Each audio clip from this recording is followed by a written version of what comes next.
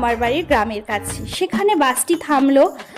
বাস থেকে এক পা দুপা বের করলাম কি না করলাম, এক সুন্দর মৃদু হাওয়া আমাদের শরীরকে স্পর্শ করে গেল। আর তার সাথে এসেছিল এক ঝাঁক মশা, যারা এসেছিল আমাদেরকে ওয়েলকাম করতে। তার মধ্যে একজন তো আবার আমার নাকে জড়িয়ে ধরলো। বুঝতেই পারিনি যে ওরাও এতটা খুশি হবে।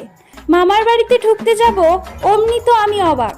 মামার বাড়ির সামনে যে নারকেল গাছটা আছে সেখানে 5 স্টার হোটেল হয়েছে। 5 স্টার হোটেল দেখে আমি তো আনন্দে আত্মহারা। সেখানে যাবার ইচ্ছা প্রকাশ করলেও উপায় নেই, কারণ সেখানে মানুষের কোনো অ্যালাউ নেই। সেখানে বাবুই নামে এক বিশেষ প্রজাতি থাকে। মনটা একটু খারাপ হয়ে গেছিল, তাই মন ভালো করার জন্য ফলের বাগানটার দিকে গেলাম। সেখানে খুব সুন্দর ফল পেকেছে। তো রসালো ফল দেখে আমার জিভটা নাচতে শুরু করলো। আমি সেই জন্য একটা